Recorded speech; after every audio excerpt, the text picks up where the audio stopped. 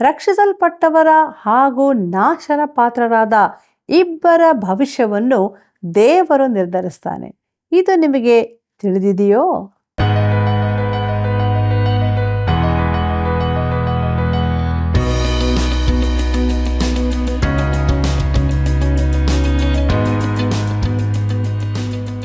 ಆತ್ಮೀಯ ಸಹೋದರ ಸಹೋದರಿಯರೇ, ದೈವಾನ್ವೇಷಣೆ ಸತ್ಯವೇದ ಅಧ್ಯಯನ ಕಾರ್ಯಕ್ರಮಕ್ಕೆ ಪ್ರೀತಿಯ ಸುಸ್ವಾಗತ. ಯೆಶಾಯನ ಪ್ರವಾದನೆ ಗ್ರಂಥದ ಕಡೆಯ ಅಧ್ಯಾಯದ ಕಾರ್ಯಕ್ರಮಕ್ಕೆ ನಾವು ಬಂದುಬಿಟ್ಟಿದ್ದೇವೆ. ಆರಂಭದಿಂದಲೂ ಇಲ್ಲಿಯವರೆಗೆ ದೇವರು ತಿಳಿಸಿದ ಸತ್ಯಗಳನ್ನು ನೆನಪು ಮಾಡಿಕೊಂಡು ಜನಶೇಷವನ್ನು ಉಳಿಸುವುದು, ನೂತನ ಆಕಾಶ ಭೂಮಿಗಳ ಪ್ರಕಟಣೆ ಮುಂತಾದ ವಿಷಯಗಳನ್ನು ತಿಳಿದುಕೊಳ್ಳುವ. ಬನ್ರಿ, ಪ್ರಾರ್ಥನಾ ಪೂರ್ವಕವಾಗಿ ನಮ್ಮ ಅಧ್ಯಾಯವನ್ನು ಈಗ ಪ್ರಾರಂಭಿಸೋಣ. ಆತನು ಬರುತ್ತಾನೆ, ಭೂನಿವಾಸಿಗಳಿಗೆ ನ್ಯಾಯ ತೀರಿಸಲಿಕ್ಕೆ ಬರುತ್ತಾನೆ. ಕೀರ್ತನೆ 96:13. ಕರ್ತನಲ್ಲಿ ಪ್ರೀತಿಯುಳ್ಳ ಸಹೋದರ ಸಹೋದರಿಯರೇ, ನಮ್ಮ ರಕ್ಷಕನಾದ ಯೇಸು ಕ್ರಿಸ್ತನ ಅತಿ ಮಹಿಮೆಯ ನಾಮದಲ್ಲಿ ನಿಮ್ಮೆಲ್ಲರಿಗೂ ನನ್ನ ಹೃದಯಪೂರ್ವಕವಾದ ಪ್ರೀತಿಯ ವಂದನೆಗಳು. ಪ್ರೀತಿಯುಳ್ಳ ದೇವಜನರೇ, ಯೆಶಾಯನ ಪ್ರವಾದನೆ ಗ್ರಂಥದ ಅಧ್ಯಯನದ ಕೊನೆಯ ಕಾರ್ಯಕ್ರಮಕ್ಕೆ ನಾವು ಬಂದಿದ್ದೇವೆ. ಇಲ್ಲಿವರೆಗೆ ದೇವರ ಆತ್ಮನು ನಮ್ಮ ಸಂಗಡ ಇದ್ದುಕೊಂಡು ತನ್ನ ವಾಕ್ಯದ ಗೂಢಾರ್ಥಗಳನ್ನು, ಸತ್ಯಗಳನ್ನು ತಿಳಿಯಪಡಿಸಿದ್ದಾನೆ. ಅವೆಲ್ಲವನ್ನು ನಮ್ಮದಾಗಿ ಮಾಡಿಕೊಂಡು ನಮ್ಮ ಧ್ಯಾನದಲ್ಲಿ ಮುಂದೆ ಸಾಗುವ ಹಾಗೆ ಯೆಶಾಯನ ಪ್ರವಾದನೆ ಗ್ರಂಥ 65ನೇ ಅಧ್ಯಾಯ 3ನೇ ವಚನವನ್ನು ಗಮನಿಸಿರಿ. ಅಲ್ಲಿ ನಾವು ಹೀಗೆ ನೋಡುತ್ತೇವೆ: ಈ ಜನರು ವನಗಳಲ್ಲಿ ಯಜ್ಞ ಮಾಡುತ್ತಾ ಇಟ್ಟಿಗೆಯ ವೇದಿಯ ಮೇಲೆ ಧೂಪ ಹಾಕುತ್ತಾ ಎಂಬುದಾಗಿ. ಪ್ರಿಯರೇ, ಈ ಕಾರಣದಿಂದಾಗಿ ಇಸ್ರಾಯೇಲ್ಯರಿಗೆ ಆಶೀರ್ವಾದಗಳು ನಿಂತು ಹೋದವು. ಅವರು ಸತತವಾಗಿ ವಿಗ್ರಹಾರಾಧನೆಗೆ ಹೋಗುತ್ತಿದ್ದರು, ದೇವರಿಗೆ ವಿರೋಧವಾಗಿ ನಡೆಯುತ್ತಿದ್ದರು. ಯೆಶಾಯನ ಪ್ರವಾದನೆ ಗ್ರಂಥ 65ನೇ ಅಧ್ಯಾಯ 4 ಮತ್ತು 5ನೇ ವಚನಗಳನ್ನು ಗಮನಿಸಿರಿ.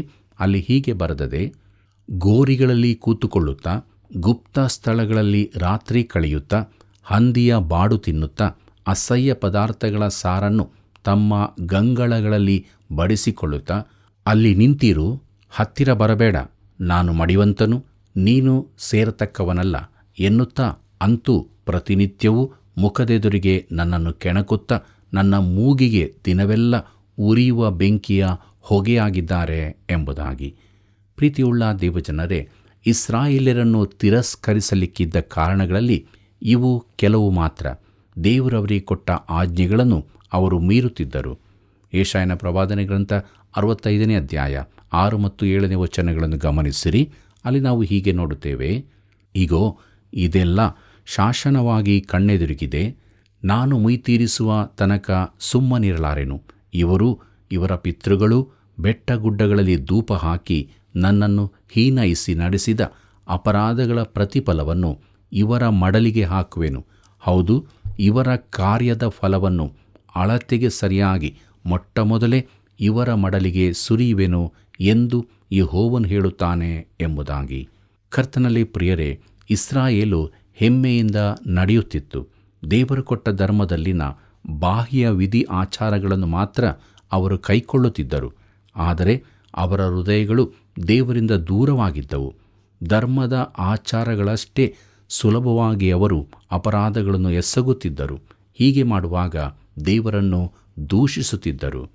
ಪ್ರೀತಿಯುಳ್ಳ ದೇವಜನರೇ, ಜನಶೇಷವನ್ನು ಉಳಿಸುವುದು ಎಂಬ ವಿಚಾರವನ್ನು ನೋಡೋಣ. ಜನಶೇಷವು ಉಳಿಸಲ್ಪಟ್ಟು ಅವರ ಮೂಲಕ ದೇವರ ವಾಗ್ದಾನಗಳು ನೆರವೇರಿಸಲ್ಪಡುತ್ತವೆ. ದೇವರು ಯಾವಾಗಲೂ ಒಂದು ಜನಶೇಷವನ್ನು ಉಳಿಸುತ್ತಿದ್ದನು. ಯೆಶಾಯನ ಪ್ರವಾದನೆ ಗ್ರಂಥ 65ನೇ ಅಧ್ಯಾಯ 8ನೇ ವಚನ ಹೀಗೆ ಹೇಳುತ್ತದೆ: ಯೆಹೋವನು ಹೀಗನ್ನುತ್ತಾನೆ, ರಸ ದೊರೆಯಬಹುದಾದ ದ್ರಾಕ್ಷಿಯ ಗೊಂಚಲನ್ನು ಒಬ್ಬನು ನೋಡಿ ಹಾಳು ಮಾಡಬೇಡ, ಅದರಲ್ಲಿ ಪ್ರಯೋಜನವಿದೆ ಎನ್ನುವಂತೆ ನಾನು ನನ್ನ ಸೇವಕರನ್ನು ಲಕ್ಷ್ಯಕ್ಕೆ ತಂದು ಇವರನ್ನೆಲ್ಲ ಹಾಳು ಮಾಡಬಾರದು ಎಂದು ಅಂದುಕೊಳ್ಳುವೆನು ಎಂಬುದಾಗಿ. ಪ್ರೀತಿಯುಳ್ಳ ಸಹೋದರ ಸಹೋದರಿಯರೇ, ಅವರ ಪಾಪಗಳ ಹೊರತಾಗಿಯೂ ದೇವರು ಅವರನ್ನು ಸಂಪೂರ್ಣವಾಗಿ ನಿರ್ನಾಮ ಮಾಡುವುದಿಲ್ಲ. ಅದು ನಂಬುವವರಾದ ಕೆಲವೇ ಜನರ ಕಾರಣಕ್ಕಾಗಿ ಈ ಜನಶೇಷವನ್ನು ಒಳ್ಳೆ ದ್ರಾಕ್ಷಿಯ ಗೊಂಚಲಿಗೆ ಹೋಲಿಸಲಾಗಿದೆ. ಯೆಶಾಯನ ಪ್ರವಾದನೆ ಗ್ರಂಥ 65ನೇ ಅಧ್ಯಾಯ 9ನೇ ವಚನವನ್ನು ಗಮನಿಸಿರಿ. ಅಲ್ಲಿ ಹೀಗೆ ಬರೆದದೆ: ಯಾಕೋಬನಿಂದ ಸಂತಾನವನ್ನು ಹೊರಪಡಿಸುವೆನು, ಯಹೂದ ವಂಶದಿಂದ ನನ್ನ ಪರ್ವತಗಳ ಸ್ವಾಸ್ಥ್ಯದ ಬಾಧ್ಯ ಸಂತತಿಯನ್ನು ಬರಮಾಡುವೆನು. ನನ್ನ ಆಪ್ತರು ಆ ಸ್ವಾಸ್ಥ್ಯವನ್ನು ಅನುಭವಿಸುವರು, ನನ್ನ ಸೇವಕರು ಅಲ್ಲಿ ವಾಸಿಸುವರು ಎಂಬುದಾಗಿ. ಪ್ರೀತಿಯುಳ್ಳ ಸಹೋದರ ಸಹೋದರಿಯರೇ, ಯಾಕೋಬಿನಿಂದ ಸಂತಾನವನ್ನು ಎಂಬುದಾಗಿ ನೋಡುವಾಗ ಇದು ಯೇಸು ಕ್ರಿಸ್ತನನ್ನು ಸೂಚಿಸಿರುವುದಾಗಿರಬಹುದು. ಒಂದು ರೀತಿಯಲ್ಲಿ ಇದು ಸತ್ಯ ಕೂಡ. ಆದರೆ ಇದಕ್ಕಿಂತಲೂ ಮುಖ್ಯವಾಗಿ ಇದು ರಕ್ಷಿಸಲ್ಪಡಬೇಕಾದ ಇಸ್ರಾಯೇಲಿನ ಜನಶೇಷದ ಸಂಕೇತವಾಗಿದೆ. ಈ ಜನಶೇಷದ ಕಾರಣದಿಂದಾಗಿ ದೇವರು ತನ್ನ ವಾಗ್ದಾನಗಳನ್ನು ನೆರವೇರಿಸುತ್ತಾನೆ. ಯೆಶಾಯನ ಪ್ರವಾದನೆ ಗ್ರಂಥ 65ನೇ ಅಧ್ಯಾಯ 10ನೇ ವಚನ ಹೀಗೆ ಹೇಳುತ್ತದೆ, ಆಗ ನನ್ನ ಭಕ್ತ ಜನರ ಹಿತಕ್ಕಾಗಿ ಶಾರೋನು ಹಿಂಡುಗಳಿಗೆ ಹುಲ್ಲುಗಾವಲಾಗಿಯೂ ಆಕೋರಿನ ತಗ್ಗು ದನದ ಹಕ್ಕೆಯಾಗಿಯೂ ಇರುವವು ಎಂಬುದಾಗಿ. ಪ್ರಿಯರೇ, ಹೀಗೆ ಜನಶೇಷವಾಗಿ ಉಳಿಸಲ್ಪಟ್ಟ ಚಿಕ್ಕ ಹಿಂಡಿಗೆ ಒಂದು ಭದ್ರತೆಯ ನೆಲೆ ಬೇಕಾಗಿತ್ತು. ಯೆಶಾಯನ ಪ್ರವಾದನೆ ಗ್ರಂಥ 65ನೇ ಅಧ್ಯಾಯ 11 ಮತ್ತು 12ನೇ ವಚನಗಳನ್ನು ಗಮನಿಸಿರಿ. ಅಲ್ಲಿ ನಾವು ಹೀಗೆ ನೋಡುತ್ತೇವೆ, ಆದರೆ ಯೆಹೋವನಾದ ನನ್ನನ್ನು ತೊರೆದು ನನ್ನ ಪವಿತ್ರ ಪರ್ವತವನ್ನು ಮರೆತು ಶುಭದಾಯಕ ದೇವತೆಗೆ ಔತಣವನ್ನು ಅಣಿಮಾಡಿ ಗತಿದಾಯಕ ದೇವತೆಗೆ ಮದ್ಯವನ್ನು ತುಂಬಾ ಬೆರೆಸಿದ ನಿಮಗೆ ಕತ್ತಿಯನ್ನೇ ಗತಿಯಾಗ ಮಾಡುವೆನು. ನೀವೆಲ್ಲರೂ ಕೊಲೆಗೊಳಗಾಗಿ ಬೀಳುವಿರಿ. ಏಕೆಂದರೆ ನಾನು ಕೂಗಲು ನೀವು ಉತ್ತರ ಕೊಡಲಿಲ್ಲ, ನಾನು ಹೇಳಲು ನೀವು ಕೇಳಲಿಲ್ಲ. ನನ್ನ ಚಿತ್ತಕ್ಕೆ ವಿರುದ್ಧವಾದುದನ್ನು ನಡೆಸಿ ನನಗೆ ಇಷ್ಟವಲ್ಲದನ್ನು ಆರಿಸಿಕೊಂಡಿರಿ ಎಂಬುದಾಗಿ. ಪ್ರೀತಿಯುಳ್ಳ ಸಹೋದರ ಸಹೋದರಿಯರೇ, ದೇವರ ವಾಕ್ಯವನ್ನು ಲಕ್ಷ್ಯ ಮಾಡದೆ ರಭಸದಿಂದ ಮುನ್ನುಗ್ಗಿದ ಜನಶೇಷದವರಿಗೆ ಶಿಕ್ಷೆಯಿಲ್ಲದೆ ಬೇರೇನೂ ಉಳಿದಿರುವುದಿಲ್ಲ. ದೇವರ ಇರುವಿಕೆಯನ್ನು ನಂಬುವ ಬುದ್ಧಿವಂತ ಜನರಿಗೆ ಕೂಡ ಕೊನೆಗೊಂದು ನ್ಯಾಯ ವಿಚಾರಣೆ ಬರುತ್ತದೆ ಮತ್ತು ಎಲ್ಲವನ್ನು ಸರಿಪಡಿಸುವ ಗಳಿಗೆ ಬರುತ್ತದೆಂಬುದನ್ನು ತಿಳಿದುಕೊಳ್ಳದೆ ಹೋಗುತ್ತಾರೆಂಬುದೇ ನನಗೆ ಅರ್ಥವಾಗದ ವಿಚಾರವಾಗಿದೆ. ಅವರು ಪಾಪದಲ್ಲೇ ಮುಂದುವರಿದರೆ ಅವರಿಗೆ ದಂಡನೆಯಾಗುತ್ತದೆ. ಇದು ಇಸ್ರಾಯೇಲ್ಯರಲ್ಲಿನ ಇತರ ಹೆಚ್ಚಿನವರನ್ನು ದಂಡಿಸಿದಷ್ಟೇ ಸತ್ಯವಾದ ಸಂಗತಿಯಾಗಿದೆ. ಯೆಶಾಯನ ಪ್ರವಾದನೆ ಗ್ರಂಥ 65ನೇ ಅಧ್ಯಾಯ 14ನೇ ವಚನವನ್ನು ಗಮನಿಸಿರಿ. ಅಲ್ಲಿ ನಾವು ಹೀಗೆ ನೋಡುತ್ತೇವೆ, ಇಗೋ ನನ್ನ ಸೇವಕರು ಹೃದಯಾನಂದದಿಂದ ಹರ್ಷಧ್ವನಿಗೈಯುವರು, ನೀವೋ ಮನೋವ್ಯತೆಯಿಂದ ಮೊರೆಯಿಟ್ಟು ಆತ್ಮಕ್ಲೇಶದಿಂದ ಗೋಳಾಡುವಿರಿ ಎಂಬುದಾಗಿ. ಪ್ರೀತಿಯುಳ್ಳ ದೇವಜನರೇ, ದೇವರು ಇಡೀ ಜನಾಂಗಕ್ಕೂ ಉಳಿಕೆಯ ಜನಶೇಷಕ್ಕೂ ವ್ಯತ್ಯಾಸ ಮಾಡಿದ ಹಾಗೆ ಈಗಿನ ಸಭೆಯಲ್ಲಿ ಕೂಡ ಅದೇ ವ್ಯತ್ಯಾಸವನ್ನು ಮಾಡುವನು. ಕ್ರಿಸ್ತನ ದೇಹಕ್ಕೆ ಸೇರಿರುವ ನಿಜ ವಿಶ್ವಾಸಿಗಳು ಮಹಾಸಂಕಟ ಕಾಲಕ್ಕಿಂತ ಮೊದಲೇ ಮೇಲಕ್ಕೆತ್ತಲ್ಪಡುವರು. ಕೇವಲ ಬಾಹ್ಯಾಚಾರಕ್ಕೂ ಯಥಾರ್ಥವಾದದ್ದಕ್ಕೂ ಇರುವ ವ್ಯತ್ಯಾಸವನ್ನು ನಾವು ಚೆನ್ನಾಗಿ ಗಮನಿಸಿ ತಿಳಿದುಕೊಳ್ಳತಕ್ಕದ್ದು. ಪ್ರೀತಿಯುಳ್ಳ ದೇವಜನರೇ, ಮುಂದಕ್ಕೆ ನೂತನ ಆಕಾಶ ಹಾಗೂ ಭೂಮಿಗಳ ಪ್ರಕಟಣೆ ಎಂಬ ವಿಚಾರವನ್ನು ನೋಡೋಣ. ಯೆಶಾಯನ ಪ್ರವಾದನೆ ಗ್ರಂಥ 65ನೇ ಅಧ್ಯಾಯ 17ನೇ ವಚನ ಹೀಗೆ ಹೇಳುತ್ತದೆ, ಇಗೋ ನೂತನಾಕಾಶ ಮಂಡಲವನ್ನು ನೂತನ ಭೂಮಂಡಲವನ್ನು ಸೃಷ್ಟಿಸುವೆನು. ಮೊದಲಿದ್ದದನ್ನು ಯಾರೂ ಜ್ಞಾಪಿಸಿಕೊಳ್ಳರು, ಅದು ನೆನಪಿಗೆ ಬಾರದು ಎಂಬುದಾಗಿ. ಕರ್ತನಲ್ಲಿ ಪ್ರಿಯರೇ, ಸಮಯಾನುಕ್ರಮದಲ್ಲಿ ನೂತನ ಆಕಾಶಮಂಡಲ ಹಾಗೂ ನೂತನ ಭೂಮಂಡಲವು ರಾಜ್ಯ ಸ್ಥಾಪನೆಗಿಂತ ಮೊದಲೇ ಸ್ಥಾಪಿಸಲ್ಪಡುವಂತೆ ಕಾಣುತ್ತದೆ. ಅದನ್ನು ಸೂಕ್ಷ್ಮವಾಗಿ ಅವಲೋಕಿಸಿದಾಗ ಜನಶೇಷವು ಈಗಾಗಲೇ ರಾಜ್ಯವನ್ನು ಸೇರಿಯಾಗಿರುತ್ತದೆ. ಬೇರೆಯವರು ನ್ಯಾಯ ವಿಚಾರಣೆಗೊಳಗಾಗುವರು, ರಾಜ್ಯವನ್ನು ಪ್ರವೇಶಿಸರು. ಮತ್ತಾಯನ ಬರೆದ ಸುವಾರ್ತೆ 25ನೇ ಅಧ್ಯಾಯ 34ರಲ್ಲಿ ಕರ್ತನಾದ ಯೇಸು ಇದನ್ನು ಸ್ಪಷ್ಟಪಡಿಸಿದ್ದಾನೆ. ನನ್ನ ತಂದೆಯ ಆಶೀರ್ವಾದ ಹೊಂದಿದವರೇ, ಬನ್ನಿರಿ, ಲೋಕಾದಿಯಿಂದ ನಿಮಗೋಸ್ಕರ ಸಿದ್ಧ ಮಾಡಿದ ರಾಜ್ಯವನ್ನು ಸ್ವಾಸ್ಥ್ಯವಾಗಿ ತೆಗೆದುಕೊಳ್ಳಿರಿ ಎಂಬುದಾಗಿ ಓದುತ್ತೇವೆ. ಪ್ರಿಯರೇ, ಉಳಿದವರು ಹೊರಗೆ ಕತ್ತಲೆಗೆ ಹಾಕಲ್ಪಡುವರು, ಅವರು ರಾಜ್ಯದೊಳಕ್ಕೆ ಸೇರಲಾರರು. ಪ್ರಿಯರೇ, ನಾವು 3 ಲೋಕಗಳಿರುವುದನ್ನು ನೋಡುತ್ತೇವೆ. ನೋಹನ ಕಾಲದ ಜಲಪ್ರಳಯದಿಂದಾಗಿ ನಾಶ ಮಾಡಲ್ಪಟ್ಟ ಹಿಂದಿನ ಲೋಕ, ಈಗಿನ ಲೋಕ, ಅದು ಬೆಂಕಿಯಿಂದ ನಾಶ ಮಾಡಲ್ಪಡುತ್ತದೆ. ಹಾಗೂ ಮುಂದೆ ಅಸ್ತಿತ್ವಕ್ಕೆ ಬರಲಿರುವ ನೂತನಾಕಾಶವು ನೂತನ ಭೂಮಿಯು. ಯೆಶಾಯನ ಪ್ರವಾದನೆ ಗ್ರಂಥ 65ನೇ ಅಧ್ಯಾಯ 18ನೇ ವಚನವನ್ನು ಗಮನಿಸಿರಿ. ಅಲ್ಲಿ ಹೀಗೆ ಬರೆದದೆ, ನಾನು ಮಾಡುವ ಸೃಷ್ಟಿ ಕಾರ್ಯದಲ್ಲಿಯೇ ಹರ್ಷಗೊಂಡು ಸದಾ ಉಲ್ಲಾಸಿಸಿರಿ. ಆಹಾ, ನಾನು ಯೆರೂಸಲೇಮನ್ನು ಉಲ್ಲಾಸದ ನಿವಾಸವನ್ನಾಗಿಯೂ ಅದರ ಜನರನ್ನು ಹರ್ಷಭರಿತರನ್ನಾಗಿಯೂ ಮಾಡುವೆನು ಎಂಬುದಾಗಿ. ಕರ್ತನಲ್ಲಿ ಪ್ರಿಯರೇ, ಇಲ್ಲಿ ಯೆಶಾಯನು ಖಂಡಿತವಾಗಿ ರಾಜ್ಯಾಡಳಿತದ ಕಾಲದ ಆಶೀರ್ವಾದಗಳ ಹಾಗೂ ನಿತ್ಯವಾದ ಆಶೀರ್ವಾದಗಳ ಕುರಿತಾಗಿ ಬರೆದಿದ್ದಾನೆ. 1000 ವರ್ಷದ ಆಳಿಕೆಯು ನಿತ್ಯರಾಜ್ಯದ ಒಂದು ಭಾಗವಾಗಿದೆ, ಆದರೆ ಅದು ದಂಡನೆಯ ಕಾಲವೂ ಆಗಿರುತ್ತದೆ.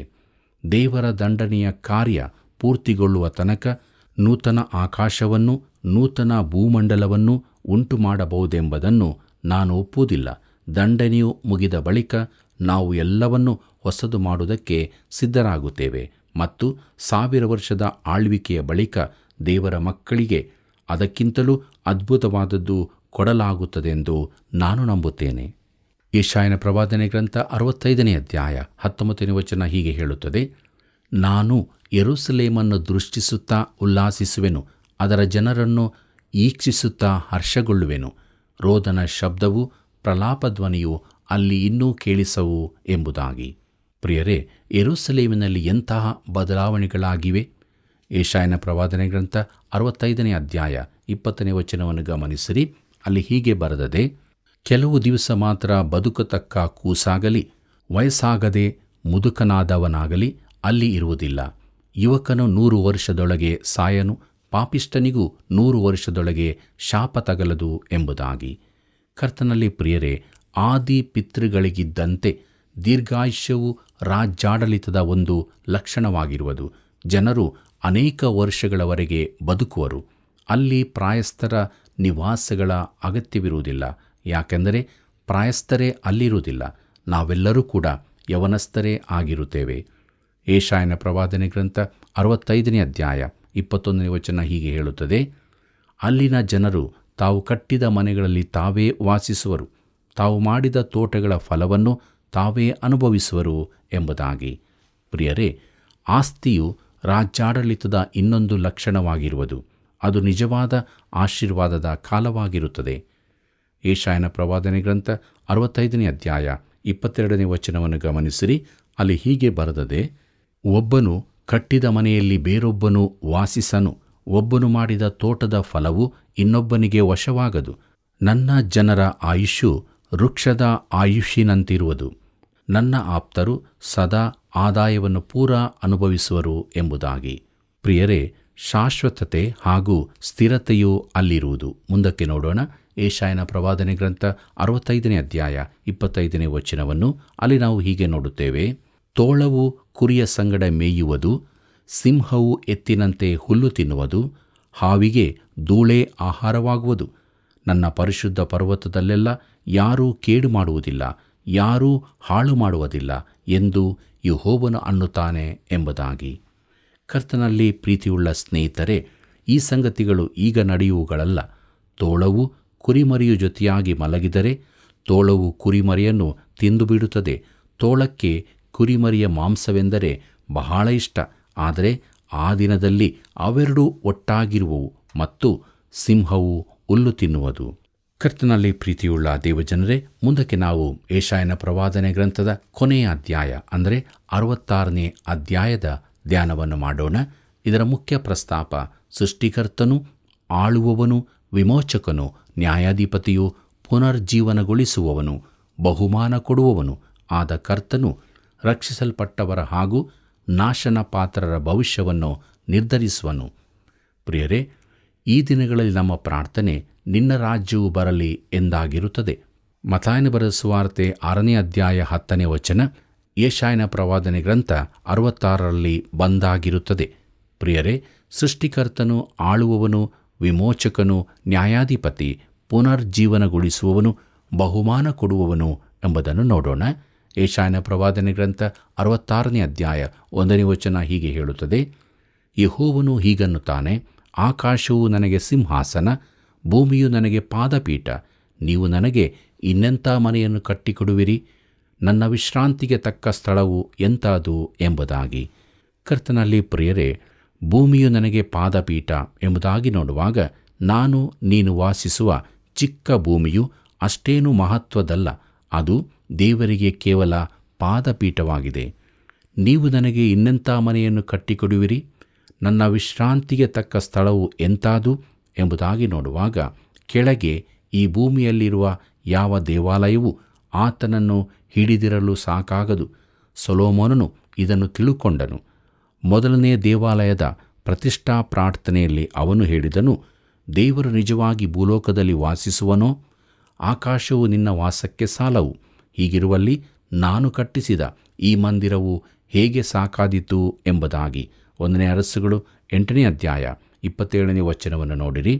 ಯೆಶಾಯನ ಪ್ರವಾದನೆ ಗ್ರಂಥ 66ನೇ ಅಧ್ಯಾಯ 2ನೇ ವಚನ ಹೀಗೆ ಹೇಳುತ್ತದೆ, ಇವುಗಳನ್ನೆಲ್ಲ ನನ್ನ ಕೈಯೇ ನಿರ್ಮಿಸಿತು. ಹೌದು, ನನ್ನ ಕೈಯಿಂದಲೇ ಇವುಗಳೆಲ್ಲ ಉಂಟಾದವು. ನಾನು ಕಟಾಕ್ಷಿಸುವವನು ಎಂಥವನೆಂದರೆ ದೀನನು, ಮನವುರಿದವನು, ನನ್ನ ಮಾತಿಗೆ ಭಯಪಡುವವನು ಆಗಿರುವವನೇ ಎಂಬುದಾಗಿ.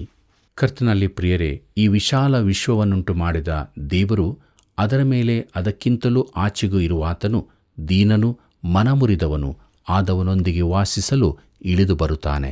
ಇದು ದೇವರ ವಿಚಾರದಲ್ಲಿ ಎಂಥ ತಗ್ಗಿಸಿಕೊಳ್ಳುವಿಕೆ ನೋಡಿರಿ.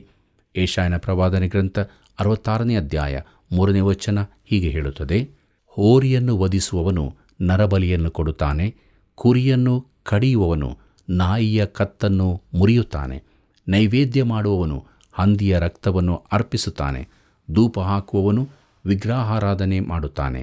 ಇವರು ಮನಸ್ಸಿಗೆ ಬಂದ ಮಾರ್ಗಗಳನ್ನು ಆರಿಸಿಕೊಂಡು ತಮ್ಮ ಅಸಹ್ಯ ಕಾರ್ಯಗಳಲ್ಲಿ ಮನಪೂರ್ವಕವಾಗಿ ಆನಂದಿಸುತ್ತಾರೆ ಎಂಬುದಾಗಿ. ಕರ್ತನಲ್ಲಿ ಪ್ರಿಯರೇ, 1000 ವರ್ಷದಾಳಿಕೆಯ ಬಳಿಕ ಯಜ್ಞಾರ್ಪಣೆಗಳ ಆಚಾರವು ತೆಗೆದುಹಾಕಲ್ಪಡುತ್ತದೆ. ಆತ್ಮಿಕ ಭಾವನೆ ಇಲ್ಲದೆ ಹೋರಿಯನ್ನು ಯಜ್ಞ ಮಾಡುವುದು ಕೊಲೆಗಡುಕುತನಕ್ಕೆ ಸಮಾನವಾಗಿದೆ. ನಿತ್ಯತ್ವದಲ್ಲಿ ಎಲ್ಲವೂ ಕ್ರಿಸ್ತನ ಕಡೆಗೆ ತೋರಿಸುವುಗಳಾಗಿರಬೇಕು. ಇಲ್ಲವಾದಲ್ಲಿ ಆಜ್ಞೆ ಮಾಡಲ್ಪಟ್ಟದ್ದೂ ಕೂಡ ಪಾಪವಾಗುತ್ತದೆ. ಯೆಶಾಯನ ಪ್ರವಾದನೆ ಗ್ರಂಥ 66ನೇ ಅಧ್ಯಾಯ 5ನೇ ವಚನ ಹೀಗೆ ಹೇಳುತ್ತದೆ, ಯೆಹೋವನ ಮಾತಿಗೆ ಭಯಪಡುವವರೇ, ಆತನ ಮಾತನ್ನು ಕೇಳಿರಿ. ನನ್ನ ಹೆಸರಿನ ನಿಮಿತ್ತ ನಿಮ್ಮನ್ನು ದ್ವೇಷಿಸಿ ಬಹಿಷ್ಕರಿಸಿದ ನಿಮ್ಮ ಸಂಬಂಧಿಗಳು ಯೆಹೋವನು ಮಹಿಮೆ ಪಡಲಿ, ನಿಮಗಾಗುವ ಉತ್ಸಾಹವನ್ನು ನೋಡೋಣ ಎಂದು ಹೇಳಿದ್ದಾರಲ್ಲ, ಅವರಿಗಂತೂ ಅವಮಾನವಾಗುವುದು ಎಂಬುದಾಗಿ. ಪ್ರಿಯರೇ, ದೇವರು ನಿಜವಾದದ್ದು ಹಾಗೂ ಸುಳ್ಳಾದದ್ದರ ನಡುವೆ ವ್ಯತ್ಯಾಸವನ್ನುಂಟು ಮಾಡುತ್ತಾನೆ. ಸತ್ಯವಾದದ್ದು ಹಾಗೂ ಸತ್ಯವಲ್ಲದ್ದು, ಗೋಧಿಯೂ ಹಣಜಿಯೂ ಒಟ್ಟಿಗೆ ಬೆಳೆಯಲಿ ಎಂದು ಕ್ರಿಸ್ತನು ಹೇಳಿದ್ದಾನೆ. ಆತನು ಅವುಗಳನ್ನು ಬೇರ್ಪಡಿಸುತ್ತಾನೆ. ಈಗ ಆ ಸಮಯವು ಬಂದಿದೆ. ಯೆಶಾಯನ ಪ್ರವಾದನೆ ಗ್ರಂಥ 66ನೇ ಅಧ್ಯಾಯ 6ನೇ ವಚನವನ್ನು ಗಮನಿಸಿ. ಅಲ್ಲಿ ಹೀಗೆ ಬರೆದದೆ, ಇಗೋ, ಪಟ್ಟಣದ ಕಡೆಯಿಂದ ಗದ್ದಲದ ಶಬ್ದ, ದೇವಾಲಯದಲ್ಲಿ ಶಬ್ದ, ಯೆಹೋವನು ತನ್ನ ಶತ್ರುಗಳಿಗೆ ಮುಯ್ತೀರಿಸುವ ಶಬ್ದ ಎಂಬುದಾಗಿ. ಪ್ರಿಯರೇ, ದೇವರು ಕಡೆಗೂ ಇಸ್ರಾಯೇಲಿನ ವೈರಿಗಳನ್ನು ನೋಡಿಕೊಳ್ಳುತ್ತಾನೆ. ಅವರು ಆತನ ವೈರಿಗಳೂ ಆಗಿದ್ದಾರೆ. ಯೆಶಾಯನ ಪ್ರವಾದನೆ ಗ್ರಂಥ 66ನೇ ಅಧ್ಯಾಯ 7ನೇ ವಚನ ಹೀಗೆ ಹೇಳುತ್ತದೆ, ಆಹಾ, ಬೇನೆ ತಿನ್ನುವುದರೊಳಗೆ ಹೆರಿಗೆಯಾಯಿತು, ಪ್ರಸವ ವೇದನೆ ಇನ್ನೂ ಕಾಣದಿರುವಲ್ಲಿ ಗಂಡನ್ನು ಹಡೆದಳು ಎಂಬುದಾಗಿ. ಕರ್ತನಲ್ಲಿ ಪ್ರಿಯರೇ, ಮಹಾಸಂಕಟ ಕಾಲವು ಬೇನೆಯ ಸಮಯವಾಗಿರುವುದು. ಕ್ರಿಸ್ತನು ಬೆತ್ಲೆಹೇಮಿನಲ್ಲಿ ಜನಿಸಿದ ಬಳಿಕ ಇಸ್ರಾಯೇಲು ಮಹಾಸಂಕಟವನ್ನು ದಾಟಿ ಹೋಗುತ್ತದೆ. ಪ್ರಸವ ವೇದನೆ ಇನ್ನೂ ಕಾಣದಿರುವಲ್ಲಿ ಗಂಡನ್ನು ಹಡೆದಳು. ಆ ಗಂಡು ಕ್ರಿಸ್ತ ಯೇಸುವೆ. ಯೆಶಾಯನ ಪ್ರವಾದನೆ ಗ್ರಂಥ 66ನೇ ಅಧ್ಯಾಯ 9ನೇ ವಚನವನ್ನು ಗಮನಿಸಿರಿ. ಅಲ್ಲಿ ಹೀಗೆ ನೋಡುತ್ತೇವೆ, ನಾನು ಗರ್ಭ ದ್ವಾರವನ್ನು ತೆರೆದ ಮೇಲೆ ಪ್ರಸವಿಸಗೊಡದೆ ಹೋದೇನೋ ಎಂದು ಯೆಹೋವನು ಹೇಳುತ್ತಾನೆ. ಪ್ರಸವ ಮಾಡಿಸುವವನಾದ ನಾನು ಗರ್ಭವನ್ನು ಮುಚ್ಚೇನೋ ಎಂದು ನಿನ್ನ ದೇವರು ನುಡಿಯುತ್ತಾನೆ ಎಂಬುದಾಗಿ. ಪ್ರಿಯರೇ, ತಾನು ವಾಗ್ದಾನ ಮಾಡಿದ್ದೆಲ್ಲವೂ ನೆರವೇರುವಂತೆ ದೇವರು ನೋಡಿಕೊಳ್ಳುತ್ತಾನೆ. ಯೆಶಾಯನ ಪ್ರವಾದನೆ ಗ್ರಂಥ 66ನೇ ಅಧ್ಯಾಯ 10ನೇ ವಚನ ಹೀಗೆ ಹೇಳುತ್ತದೆ, ಯೆರೂಸಲೇಮ್ ಪುರಿಯನ್ನು ಪ್ರೀತಿಸುವವರೇ, ನೀವೆಲ್ಲರೂ ಆಕೆಯೊಂದಿಗೆ ಆನಂದಿಸಿರಿ, ಆಕೆಯ ವಿಷಯದಲ್ಲಿ ಹರ್ಷಗೊಳ್ಳಿರಿ. ಪ್ರಿಯರೇ, ಇದು ಎಂಥ ಆಶೀರ್ವಾದದ ಸಮಯವಾಗಿರುವುದು. ಮುಂದಕ್ಕೆ ರಕ್ಷಿಸಲ್ಪಟ್ಟವರ ಹಾಗೂ ನಾಶನ ಪಾತ್ರರಾದ ಇಬ್ಬರ ಭವಿಷ್ಯವನ್ನು ದೇವರು ನಿರ್ಧರಿಸುತ್ತಾನೆ ಎಂಬ ವಿಚಾರವನ್ನು ನೋಡೋಣ. ಯೆಶಾಯನ ಪ್ರವಾದನೆ ಗ್ರಂಥ 66ನೇ ಅಧ್ಯಾಯ 18ನೇ ವಚನ ಹೀಗೆ ಹೇಳುತ್ತದೆ, ಅವರ ಕೃತ್ಯಗಳಿಗೂ ಆಲೋಚನೆಗಳಿಗೂ ತಕ್ಕದ್ದನ್ನು ಮಾಡುವೆನು. ನಾನು ಇನ್ನು ಮುಂದೆ ಸಮಸ್ತ ಜನಾಂಗಗಳನ್ನು, ಸಕಲ ಭಾಷೆಯವರನ್ನು ಒಟ್ಟಿಗೆ ಬರಮಾಡುವೆನು. ಅವರು ಬಂದು ನನ್ನ ಮಹಿಮೆಯನ್ನು ನೋಡುವರು ಎಂಬುದಾಗಿ. ಕರ್ತನಲ್ಲಿ ಪ್ರಿಯರೇ, ಎಲ್ಲ ಜನಾಂಗಗಳವರು ಆತನೆದುರಿಗೆ ಬರಲೇಬೇಕಾಗಿದೆ. ಯೆಶಾಯನ ಪ್ರವಾದನೆ ಗ್ರಂಥ 66ನೇ ಅಧ್ಯಾಯ 22ನೇ ವಚನವನ್ನು ಗಮನಿಸಿರಿ. ಅಲ್ಲಿ ಹೀಗೆ ಬರೆದದೆ, ನಾನು ಸೃಷ್ಟಿಸುವ ನೂತನಾಕಾಶ ಮಂಡಲವು ನೂತನ ಭೂಮಂಡಲವು ನನ್ನ ಮುಂದೆ ಸ್ಥಿರವಾಗಿ ನಿಲ್ಲುವ ಪ್ರಕಾರ ನಿಮ್ಮ ಸಂತತಿಯು ನಿಮ್ಮ ಹೆಸರು ಸ್ಥಿರವಾಗಿ ನಿಲ್ಲುವವು ಎಂಬುದಾಗಿ. ಕರ್ತನಲ್ಲಿ ಪ್ರಿಯರೇ, ಇಸ್ರಾಯೇಲ್ಯರ ಕುರಿತಾದ ದೇವರ ಉದ್ದೇಶಗಳು, ವಾಗ್ದಾನಗಳು ನೂತನಾಕಾಶ ನೂತನ ಭೂಮಂಡಲದಷ್ಟೇ ಪ್ರಾಮುಖ್ಯವಾಗಿರುವುಗಳಾಗಿಯೂ ನಿತ್ಯವಾಗಿಯೂ ಇರುತ್ತವೆ. ಯೆಶಾಯನ ಪ್ರವಾದನೆ ಗ್ರಂಥ 66ನೇ ಅಧ್ಯಾಯ 23ನೇ ವಚನ ಹೀಗೆ ಹೇಳುತ್ತದೆ, ಪ್ರತಿಯೊಂದು ಅಮಾವಾಸ್ಯೆಯಲ್ಲಿಯೂ ಒಂದೊಂದು ಸಬ್ಬತ್ ದಿನದಲ್ಲಿಯೂ ಸಕಲ ನರ ಜನ್ಮದವರು ಸನ್ನಿಧಿಯಲ್ಲಿ ಎರಗುವುದಕ್ಕೆ ಬರುವರು. ಇದು ಯೆಹೋವನ ನುಡಿ ಎಂಬುದಾಗಿ. ಪ್ರೀತಿಯುಳ್ಳ ದೇವಜನರೇ, ಎಲ್ಲ ಯುಗಗಳಲ್ಲೂ ರಕ್ಷಿಸಲ್ಪಟ್ಟವರು ನಿತ್ಯ ಕಾಲಕ್ಕೂ ದೇವರನ್ನು ಆರಾಧಿಸುವರು. ಅದು ನಿತ್ಯ ಕಾಲದ ಎಲ್ಲರನ್ನೂ ಒಳಗೊಂಡ ಪ್ರಾಮುಖ್ಯ ಉದ್ಯೋಗವಾಗಿರುವುದು. ಪ್ರೀತಿಯುಳ್ಳ ದೇವಜನರೇ, ಕೊನೆಯದಾಗಿ ಯೆಶಾಯನ ಪ್ರವಾದನೆ ಗ್ರಂಥ 66ನೇ ಅಧ್ಯಾಯ 24ನೇ ವಚನವನ್ನು ಗಮನಿಸಿರಿ. ಅಲ್ಲಿ ಹೀಗೆ ಬರೆದದೆ, ಅವರು ಆಚೆ ಹೋಗಿ ನನಗೆ ದ್ರೋಹ ಮಾಡಿದವರ ಹೆಣಗಳನ್ನು ನೋಡುವರು. ಅವುಗಳನ್ನು ಕಡಿಯುವ ಹುಳವು ಸಾಯುವುದಿಲ್ಲ, ಸುಡುವ ಬೆಂಕಿಯು ಆರುವುದಿಲ್ಲ. ಅವು ಲೋಕದವರಿಗೆಲ್ಲ ಅಸಹ್ಯವಾಗಿರುವವು ಎಂಬುದಾಗಿ. ಪ್ರೀತಿಯುಳ್ಳ ದೇವಜನರೇ, ಅಂದರೆ ದುಷ್ಟರಿಗೆ ಸಮಾಧಾನವೇ ಇಲ್ಲವೆಂದು ಕರ್ತನು ನುಡಿಯುತ್ತಾನೆ. ಇದು ನಿತ್ಯತ್ವಕ್ಕೂ ಅವರ ಸ್ಥಿತಿಯಾಗಿರುವುದು. ಸಮಾಧಾನವಿಲ್ಲದೆ, ವಿಶ್ರಾಂತಿ ಇಲ್ಲದೆ, ತೃಪ್ತಿ ಇಲ್ಲದೆ, ದೇವರಿಲ್ಲದೆ ಇರುವ ಸ್ಥಿತಿ. ದುಷ್ಟರಿಗೆ ಸಮಾಧಾನವೇ ಇಲ್ಲವೆಂದು 3ನೇ ಸಾರಿ ಎಚ್ಚರಿಸುವ ಮಾತಿನೊಂದಿಗೆ ಯೆಶಾಯನ ಪ್ರವಾದನೆಯು ಕೊನೆಗೊಳ್ಳುತ್ತದೆ. ಕಿವಿಯುಳ್ಳವನು ಕೇಳಲಿ. ಪ್ರೀತಿಯುಳ್ಳ ದೇವಜನರೇ, ದೇವರ ಕೃಪೆಯಿಂದ ಯೆಶಾಯನ ಪ್ರವಾದನೆ ಗ್ರಂಥದ ಅಧ್ಯಯನವನ್ನು ನಾವು ಮಾಡಿದ್ದೇವೆ. ದೇವರು ನಮ್ಮ ಸಂಗಡ ಮಾತನಾಡಿದ್ದಾನೆ. ನಾವು ಸಮಾಧಾನದ ಪ್ರಭುವನ್ನು ನಮ್ಮದಾಗಿ ಮಾಡಿಕೊಂಡು ಇಹಲೋಕದ ಜೀವಿತದಲ್ಲಿ ಸಮಾಧಾನ ಪ್ರಿಯರಾಗಿ ಜೀವಿಸೋಣ. ನಿತ್ಯತ್ವಕ್ಕೆ ನಾವು ಸೇರೋಣ. ಈಗಾಗುವಂತೆ ದೇವರು ತಾನೇ ಸಹಾಯ ಮಾಡಿ ನಡೆಸಲಿ. ಕರ್ತನ ಕೃಪೆಯು ಸದಾ ನಿಮ್ಮ ಸಂಗಡ ಇರಲಿ. ಪ್ರಿಯರೇ, ದೇವರು ಎಲ್ಲವನ್ನೂ ಸರಿಪಡಿಸುವ ದಿನವೂ ಬರ್ತದೆ. ದೇವರು ತನ್ನ ವಾಗ್ದಾನವನ್ನು ನೆರವೇರಿಸುತ್ತಾನೆ. ಜನರು ದೇವರನ್ನು ತಿಳಿಯದೆ ಪಾಪದಲ್ಲಿ ಮುಂದುವರಿದರೆ ದಂಡನೆಗೆ ಒಳಗಾಗ್ತಾರೆ. ಎಲ್ಲ ಸಂದರ್ಭದಲ್ಲಿಯೂ ಜನಶೇಷವನ್ನು ಉಳಿಸುತ್ತಾ ಬಂದು ಎಲ್ಲರ ಭವಿಷ್ಯವನ್ನು ಆತನೇ ನಿರ್ಧರಿಸುತ್ತಾನೆ. ಯೆಶಾಯನ ಪ್ರವಾದನ ಗ್ರಂಥದ ಅಧ್ಯಯನವು ಬಹಳ ಅರ್ಥಗರ್ಭಿತವಾಗಿಯೂ ಆಶೀರ್ವಾದದಾಯಕವಾಗಿಯೂ ಆಗಿತ್ತಲ್ವಾ? ಸತ್ಯವನ್ನು ನಮ್ಮದಾಗಿ ಮಾಡಿಕೊಂಡು ಮುಂದಿನ ಹೊಸ ಪುಸ್ತಕದ ಅಧ್ಯಯನಕ್ಕೆ ಸಿದ್ಧರಾಗೋಣ. ಈಗ ಪ್ರಾರ್ಥನೆಯನ್ನು ಮಾಡೋಣ.